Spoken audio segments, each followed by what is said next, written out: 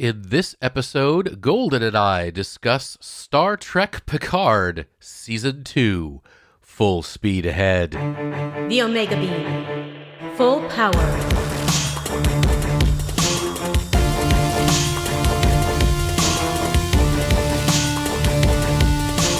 The Omega Beam. Welcome to the Omega Beam number 173.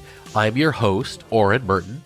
So Paramount Plus is now streaming the entire second season of Star Trek Picard, the continuing adventures of beloved Admiral Jean-Luc Picard, as played by Sir Patrick Stewart and his intrepid group of loyalists. We start spoiler-free for a couple minutes, and then we go into spoilers for the full season, so be warned, and let's get to it. I am here with Golden to talk about Star Trek Picard. So let me begin. Season 2.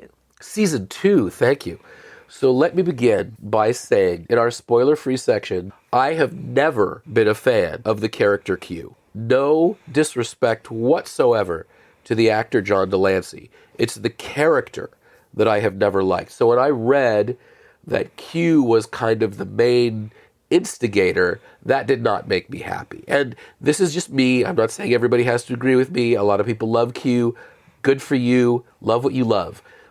But to me, Q has always been kind of angry child Gandalf in a show that is trying to be more sort of speculative fiction than fantasy. Always thought there was a character that was just way too powerful, and why would he be bothering with what he's doing anyway? Yeah, so. Playing with ants because he's bored. Yeah. So he just never rubbed it well with me.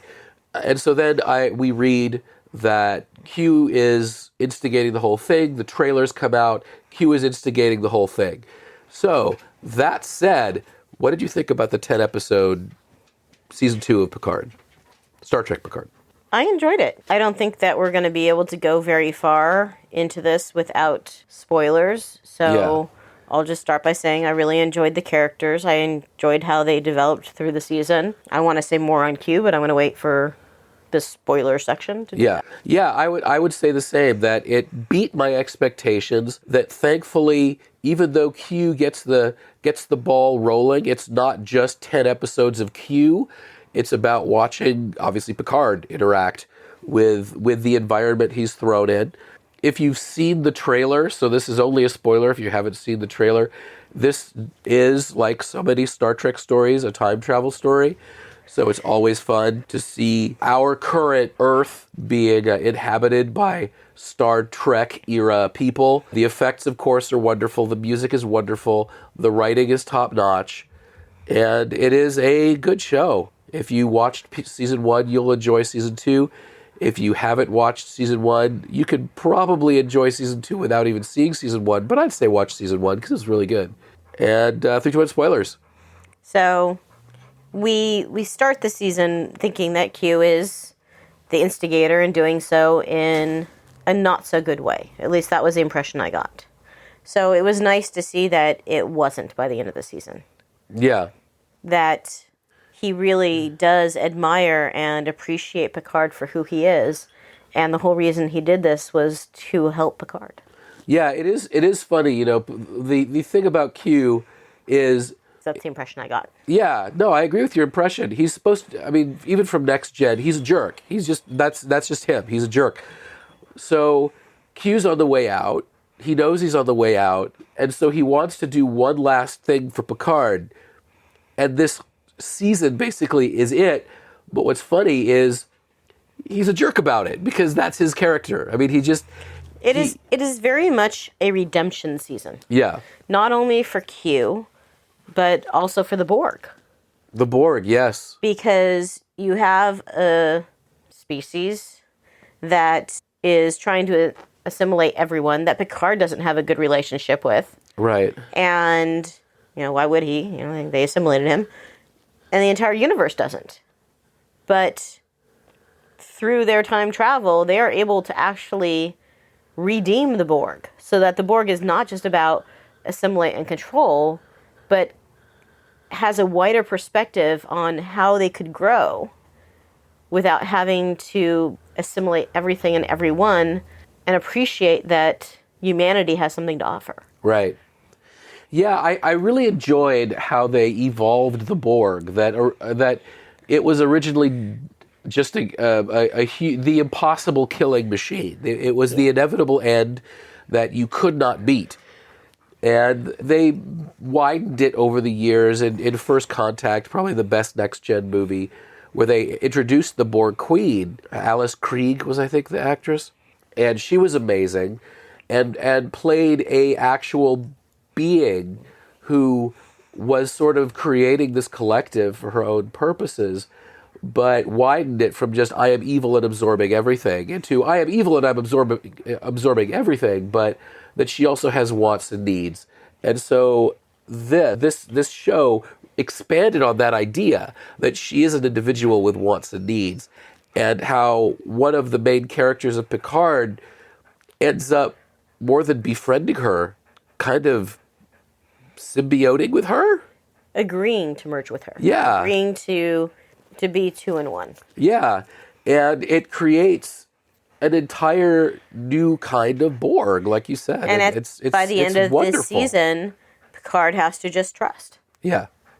And it kind of was amazing to me at the very, very end, where he's having to everyone in the fleet just trust him. If he says trust the Borg, they all trust the Borg, and they have to, because if they didn't, they wouldn't have survived. Right. I was sad that I liked the Elnor. I like that character. Yeah. So yeah, it was sad to see him out of the season pretty early on, but then he was kind of back in the season. And then to find out that he's not going to be in the next season kind of was sad. Because I do like the character. I agree with you. He's a wonderful character and a great... The actor portrays him really well. But if we're talking about characters, that show up in it, first of all, I enjoyed seeing Whoopi Goldberg reprise as Guinan. And her the actress playing her younger self. I really liked the actress who played 400 years younger Guinan. I thought she did a wonderful job of making the character her own while also sort of echoing, in some ways, the character that Whoopi plays. And talking about characters who return, we finally get, after all of these decades, we finally get closure on Wesley Crusher, the Traveler, who, when he left Next Gen, was basically a Time Lord, and he comes back as a Time Lord, but basically telling everybody what he did. So I thought it was really nice to see Will Wheaton reprise his role to give a sort of end cap to the Wesley Crusher character. I thought that was very, very as fun. much as they don't want to change the timeline, etc., which they've already done. Right. With just the Borg Queen, to see Cristobal be able to find some place that he really felt like he fit. Yeah. Was really beautiful, because it was just beautiful. Yeah. And that also reminds me, a lot of these Star Trek shows necessarily feel like the entire show is filmed on a lot, because let's face it, a lot of them are, especially these days when it's all filmed on green screen. So it was kind of nice that in this one they actually got to get outdoors, and we got to see them around Los Angeles and not just in sets and in CGI set pieces. So I thought that was fun too, to watch them romp around LA.